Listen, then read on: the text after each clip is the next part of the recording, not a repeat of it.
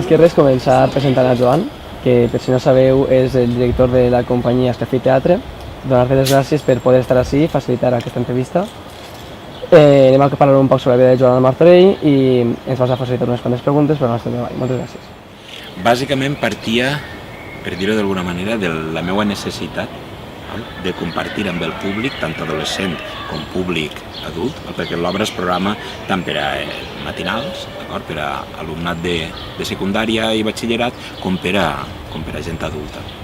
Doncs el meu objectiu bàsicament era el de transmetre i compartir amb la gent la figura de Joan Martorell, bàsicament perquè està totalment desconegut. Jo crec que és una figura importantíssima de les nostres lletres. De fet, escriu una obra que és universal, en aquest sentit, que apareix en totes les crítiques i totes les recopilacions que hi ha a nivell de literatura universal, apareix com una de les grans obres, un dels grans clàssics, però és cert que ha quedat com a que l'important és el Tirant lo Blanc, però el seu autor, Joan Martorell, passa desapercebut.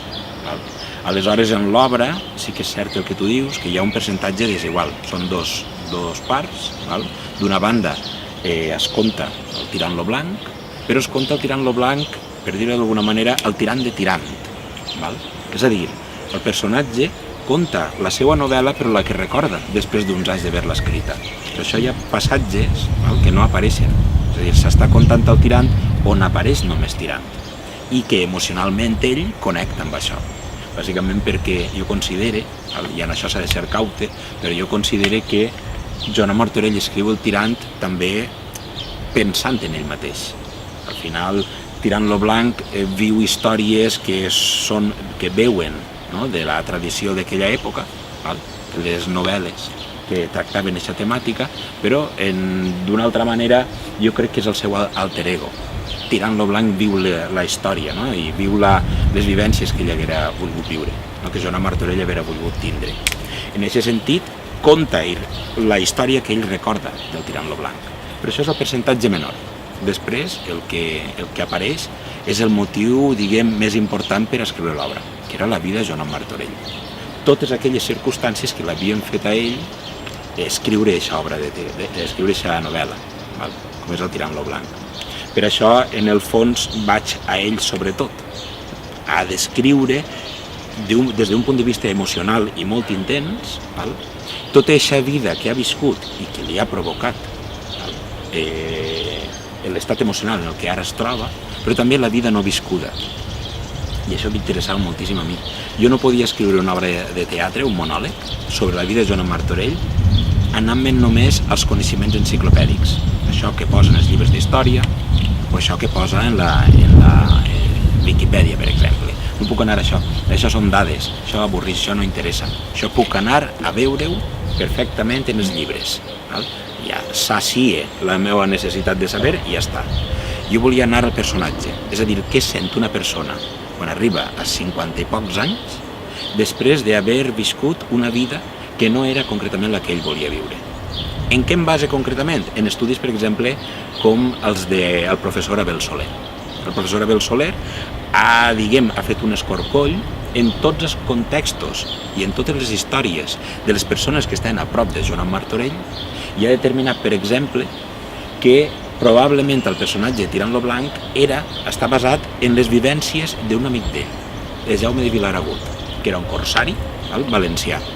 Clar, si tu observes el Tirant lo Blanc, el lliges com jo, que ja em porta 3 lectures, que això també és paciència, si tu llegis el Tirant lo Blanc i veus que està descrivint la història d'un cavaller errant i la posa a aquest nivell d'homenatge i d'importància, t'adones que probablement ell també voldria haver viscut aquesta vida. I no és la que viu, en viu una altra.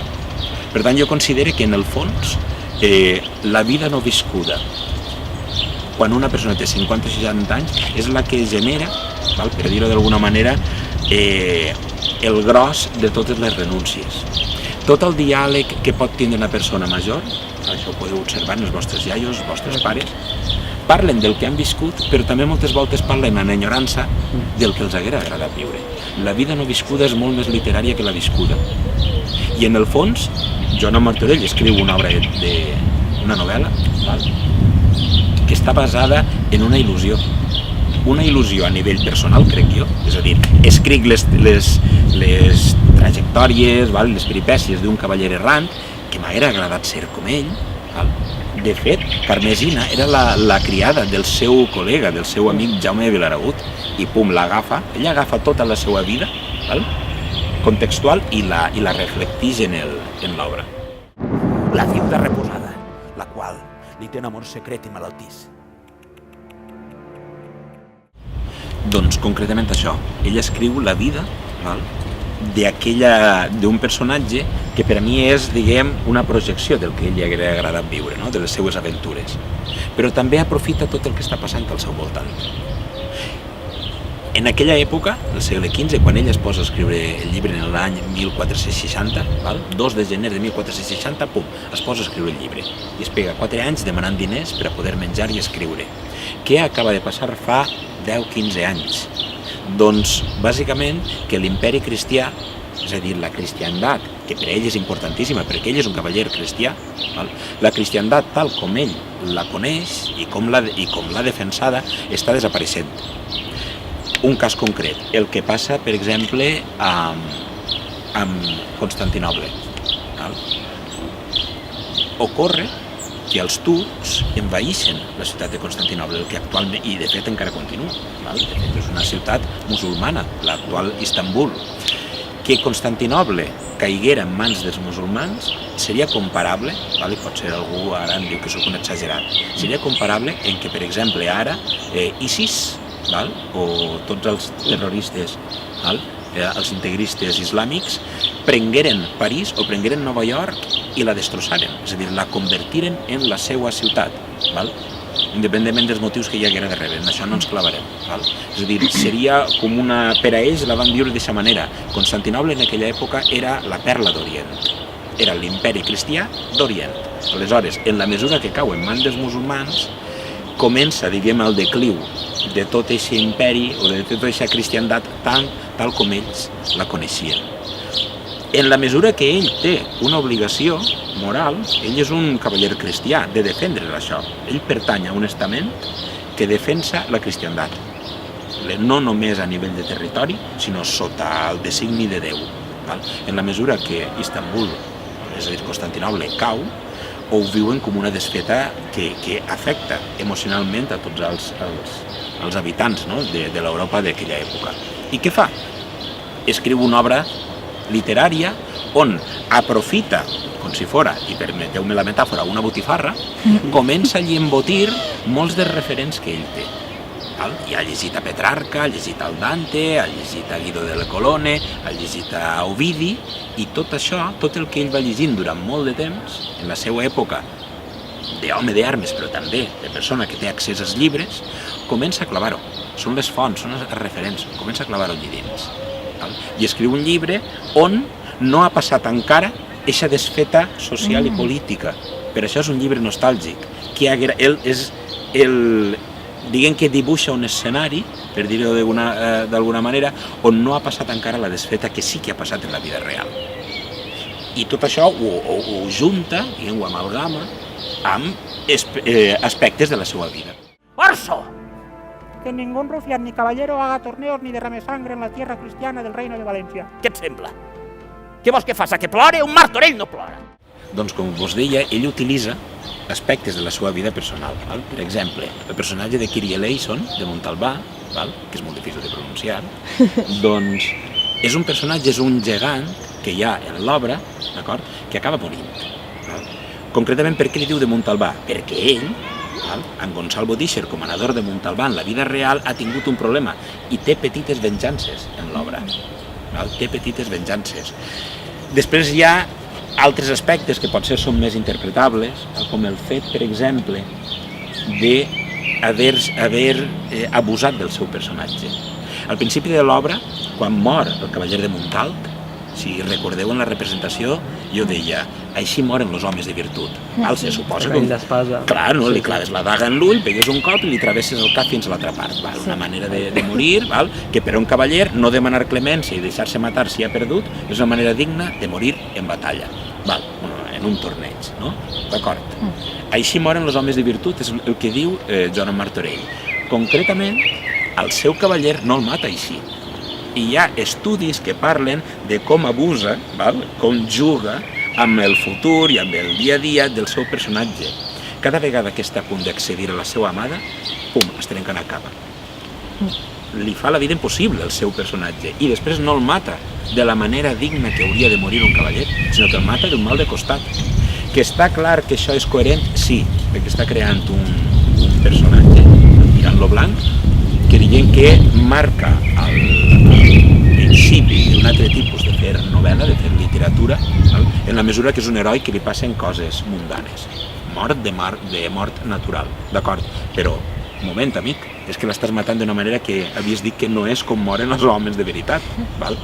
Per tant, ahir hi ha hagut part de la crítica literària que ha volgut veure que hi ha com una petita venjança en el món. Està enfadat, no ha viscut la vida que haguera volgut viure, val? I en que un poc es venja sobre la pell del seu protagonista, en aquest sentit. D'acord?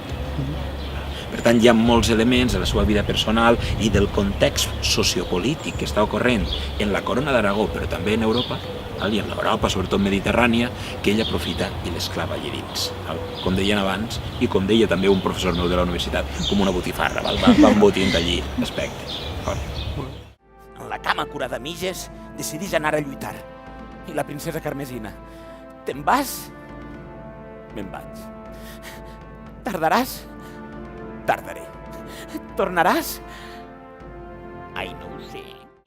En va rebre moltíssimes, en la mesura que ell intercanvia amb 4 o 5 persones i algunes durant molts anys un fum de lletres de batalla. Bàsicament perquè era com un esport. Era un esport. Ha hagut crítics literaris que han volgut dir-li això com si fos el combat imaginari. És a dir, no és tant la preparació d'un combat real, sinó el gust per seure a casa i expressar d'una manera literària i en els seus formalismes, com les cartes que enviaven els vostres iaios quan estan a la mili, por la presente, és la mateixa cosa. Hi havia com uns formalismes per omplir-la. Hi havia tot un ritual d'omplir la carta, diguem, en parts que sempre eren fixes, la lletra de batalla, però després també hi havia com el gust de projectar sobre els altres o controlar sobre els altres la imatge que es feien d'un mateix, sobretot els homes. Per a mi, és a dir, com a filòleg, diguem, de base, però també com a apassionat d'aquell món, i per això naix Joanot, per a mi és com la necessitat de demostrar moltíssima masculinitat. És com si estava molt reglamentada. Com pots mostrar-li a la societat i sobretot als altres cavallers que tu eres molt mascle, eres molt valent? Doncs projectant-ho sobre les lletres de batalla. Per això són importants, perquè bàsicament podem veure molt de la llengua de l'època. A mi això com a filòleg m'importa moltíssim. M'interessa saber com era el valencià d'aquella època més enllà de les obres literàries. I en les lletres de batalla és la manera més directa que tenim de veure com era la llengua oral. Si apartem les parts, és a dir, si no li fem cas a les parts fixes, quan es posaven a faltar-se un a l'altre al respecte, que començaven a dir-se que és el nom del porc, que si jueu, que si... Quan començaven a insultar-se, veus, o fins i tot en l'argumentació de per què estic dient tot això i per què et repte a batalla, a un duel, ahir veus la llengua oral, es veu moltíssim. Però també es veu el caràcter de la persona, perquè hi havia una alternança molt xula. Alternança entre un llenguatge molt acadèmic, que se'l sabien, i després llenguatge molt planer, molt del carrer. Que això, per exemple, es pot veure també en l'Espill de Jaume Roig, que és l'obra literària de l'època on més es pot veure com era el valencià oral d'aquella època. Doncs, en aquest sentit, les lletres de batalla són importants per això. I també perquè ens donen una possibilitat de saber coses d'aquella època que d'una altra manera no sabríem. No havent com no n'hi ha un biògraf de Joanot Martorell en l'època, la primera biografia que es fa en aquella època és la de Jaume Xiner i Jimeno, el viure novel·lesc. L'home agafa i en els anys 90, després d'haver descobert el manuscrit del Tirant, l'únic full que hi ha, manuscrit, redacta i escriu una biografia de Joanot Martorell. Però això no hi havia en l'època, al segle XV no n'hi ha. Les lletres de batalla valen per això, valen per a poder saber aspectes biogràfics. perquè d'altra banda de les dones no tenies quasi mai res perquè no tenia, diguem, pes a nivell social, i si tenies, si recollies aspectes biogràfics dels homes era perquè, sobretot, partides de naixement, però també quan tenien lletres de batalla o pleits. Quan hi ha una acta judicial d'alguna cosa, saps coses d'aquesta persona. Per tant, una lletra de batalla, diguem, si en tens moltes dades per a saber aspectes biogràfics. Per això és important. Sí que em va rebre en la mesura que és el que us deia abans. És a dir, és com un intercanvi continu, de vegades durant 6-7 anys, val? De ara t'envio una carta, ara me n'envies una altra, i anem desafiant-nos i reptant-nos sense moltes vegades arribar a lluitar. Val? Ella em va rebre moltes.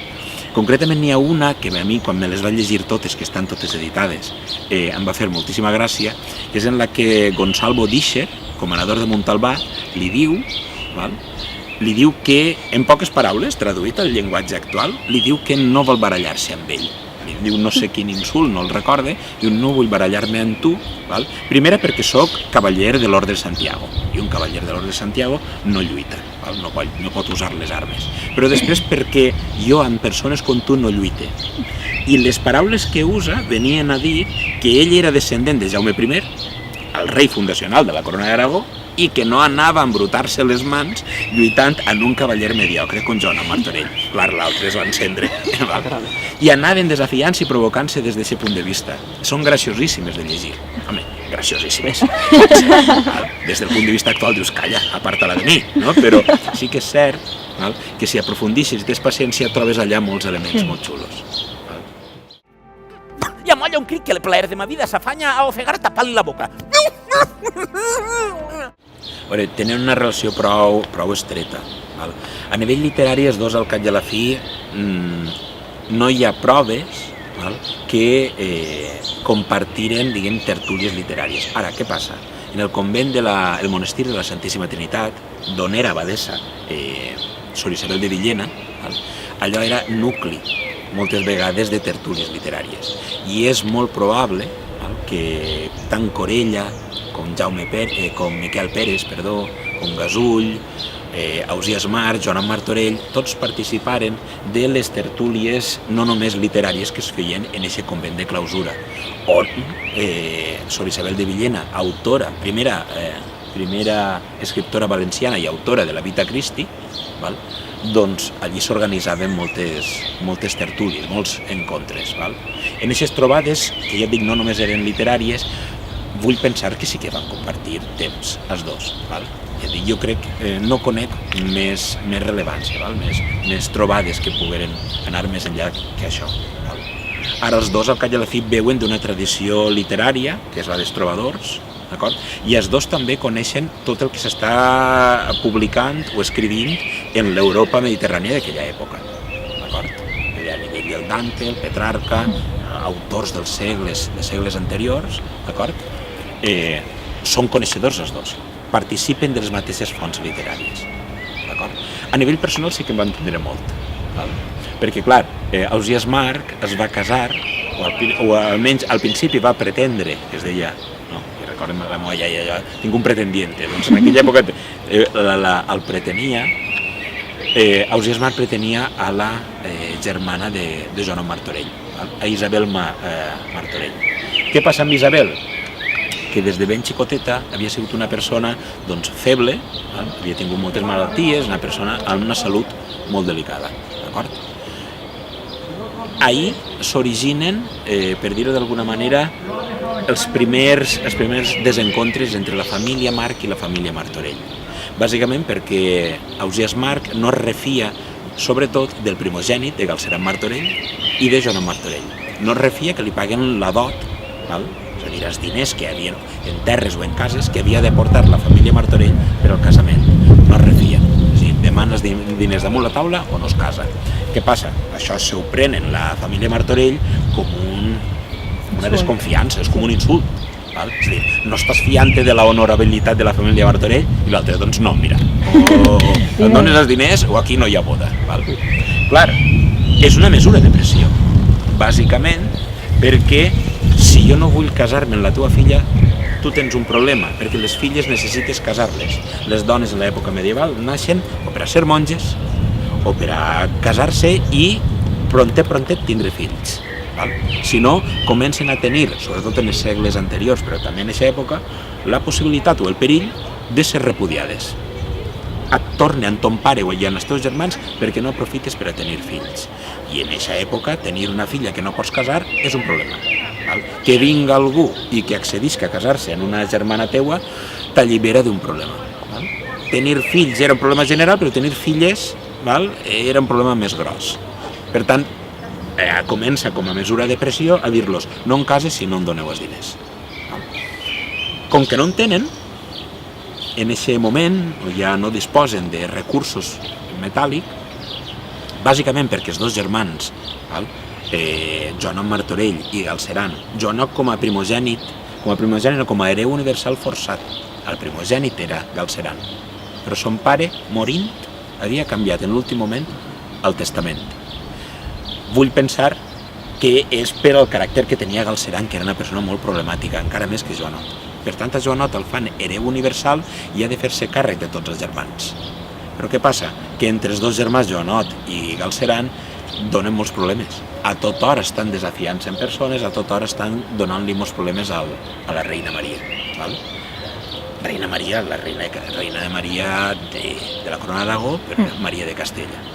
Què passa? No es refia d'ells i es diu fins que no em doneu els diners no em case. I ells es veuen obligats, després de moltes cartes, moltes lletres de batalla i cartells de deseiximent, es veuen obligats a vendre, és a dir, a cedir-li, per dir-ho d'alguna manera, vendre no, cedir-li, totes les possessions que tenien a la vall de Xaló, que en aquesta època eren grandíssimes i que era quasi, no la més gran, però sí que era una font important d'ingressos. Que allí tenien moltes cases, moltes terres i cobraven molts impostos. Però es veuen obligats, és a dir, han de casar a Isabel de Martorell. El problema és que Isabel de Martorell mor embarassada al poquet temps d'estar casada.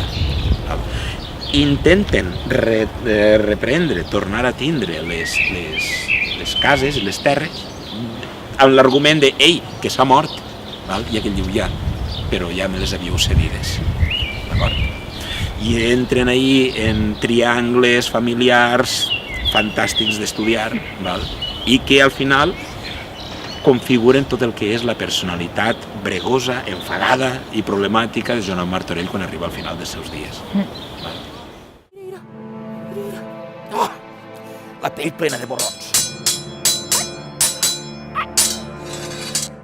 Perquè moltes voltes, i això pot ser, hi haurà gent que em dirà, estàs boig? Jo crec que per bé que se sol dir que el Quixot és la primera novel·la europea, la primera novel·la moderna, perdó, concretament el Tirant, sent anterior, és la primera novel·la on hi ha una evolució de personatge concreta a l'estil de la literatura moderna i on trobem un heroi que ha deixat de tindre capacitats i poders sobrenaturals. Tirant és un heroi, sí, ho és, però té trets, té capacitats com qualsevol persona com nosaltres. De fet, mor de manera natural. Això és un element suficient com per a que Cervantes, Miguel de Cervantes, escriguera sobre ell que és el mejor libro del mundo. De fet, en la foguera, quan en la foguera al Quijote estan cremant-li tots els llibres que en principi han provocat la seva bogeria, salven el tirant de la foguera. I al cap i a la fi, ell diuen, això ho agafem més en pinces, d'acord? Però diuen que sense haver llegit el Tirante el Blanco, que és el que es va llegir Cervantes, probablement no haver escrit el Quixot.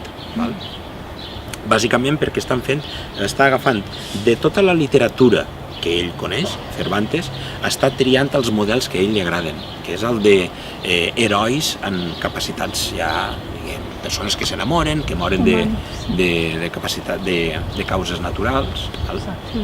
I en aquest sentit crec que era un gran defensor d'aquest nou tipus de literatura que ja havia sorgit abans d'ell plantejar-se el Quixot. Val? Jo crec que va un poc per ell, així abans i després. De fet, ell marca, i marca un abans i un després, però és curiós perquè no es coneixen assajos anteriors. Ell, de bo, escriu aquesta novel·la, amb tot el bagatge vital i literari que ha anat acumulant. D'acord? I és curiós com arriba, no en tota la novel·la, perquè són 800 pàgines manuscrites, actualment són 1.100 pàgines editades, clar, totes no tenen un nivell de qualitat per a mi al mateix grau, però sí que és cert que, ostres, escriu una gran novel·la. Ai, tirant. Et faré creure que la princesa t'enganya. La imatge que veureu així me pot donar mort o vida.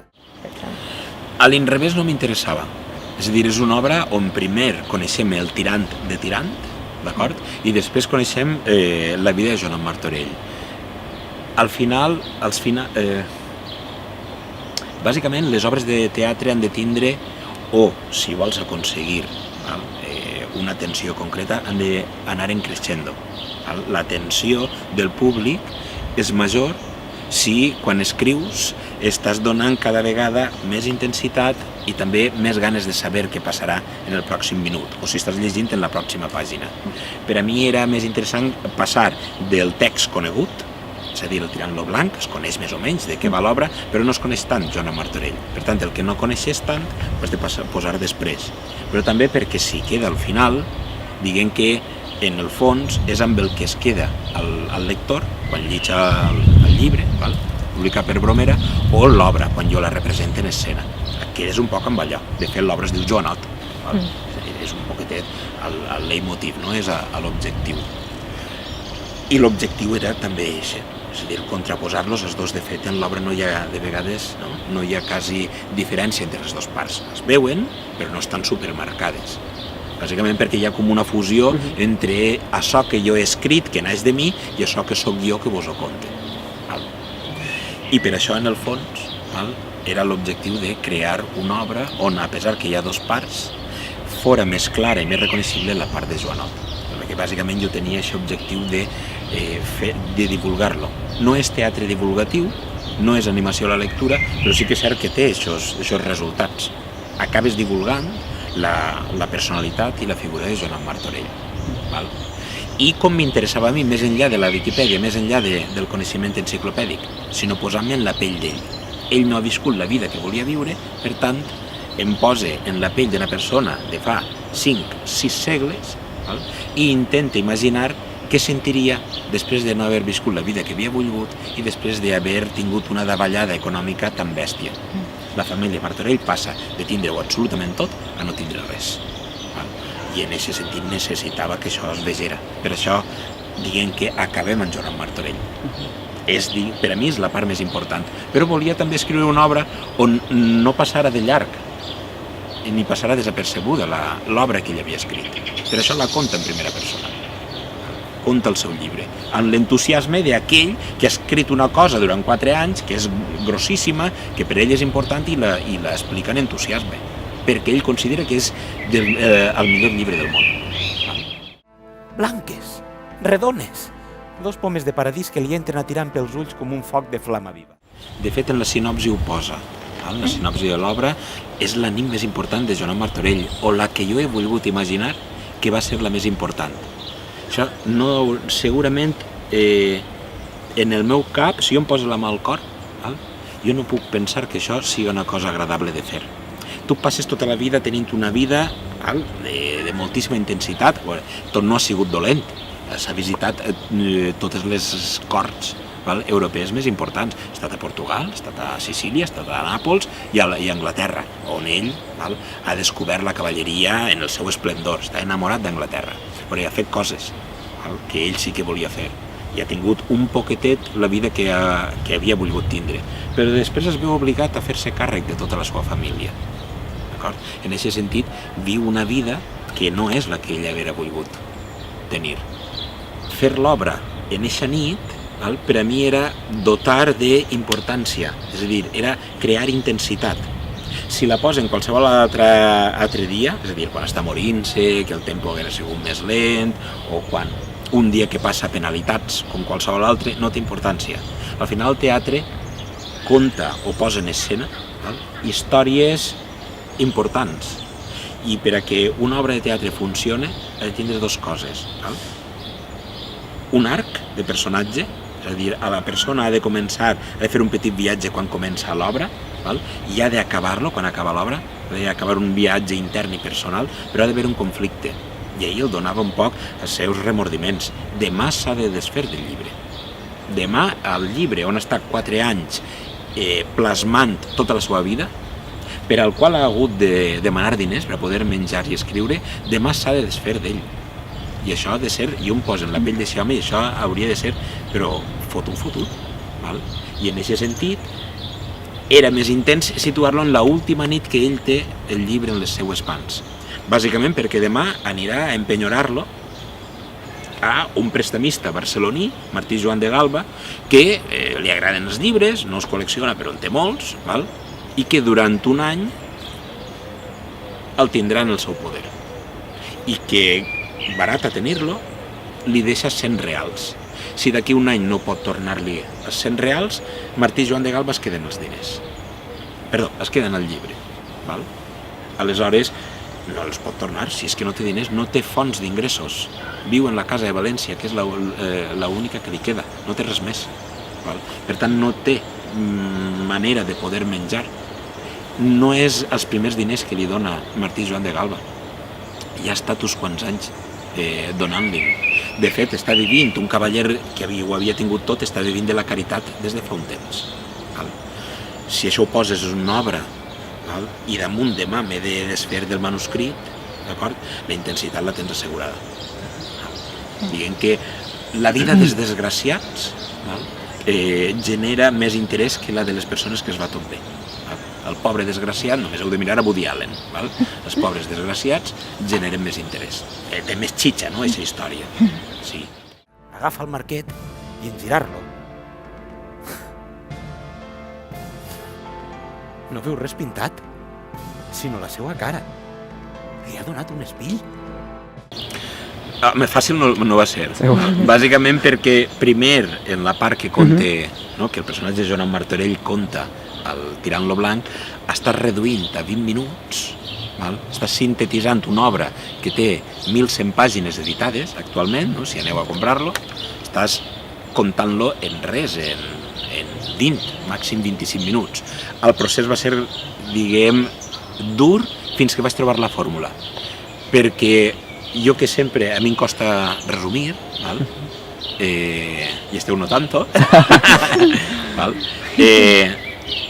tenia la pretensió i la necessitat que es coneguera el Tirant moltíssim a nivell global. És una obra total, doncs que la coneguen tots. I després em vaig adonar que estava creant un torro. Estava creant una rajola impossible de digerir. I vaig comprendre que en el fons, a mi el que més m'agradava, quan vaig llegir l'obra, havia sigut el Tirant on es conta coses de Tirant. I és el que vaig fer. La selecció del Tirant és en els episodis on ell participa. D'acord?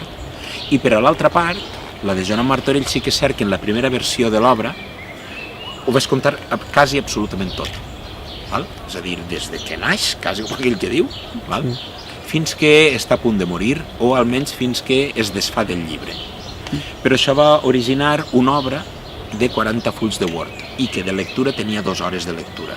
I clar, si té 2 hores de lectura, probablement en representació en té 2 hores 20, 2 hores i mitja. Jo haguera mort en escena, però també el públic hagueren començat a haver lipotímies entre el públic. Aleshores, per una raó de síntesi i d'economia textual i escènica, ho vaig reduir. I vam anar reduint, fins al punt que es va quedar una obra on hi ha 50-55 minuts de representació i dels 40 fulls de Word es van reduir a 20 fulls de Word. Que va ser difícil, però quan van trobar la fórmula ja va anar molt ràpid. I també no van supeditar la representació al que jo volia, sinó al que el públic podia de veres registrar. Jo haguera fet més. però és cert que em vaig posar en la pell del públic i dic no. Dic, una cosa és la necessitat que tu tinguis de transmetre la vida de Joan Martorell i l'altra el que de veres el públic pot pair, no? Pot registrar. Molt bé. I hi ha un personatge de qui es burla moltíssim, hi ha un gegant, Kiriliel... Merda! És que és molt difícil. Kirilielson.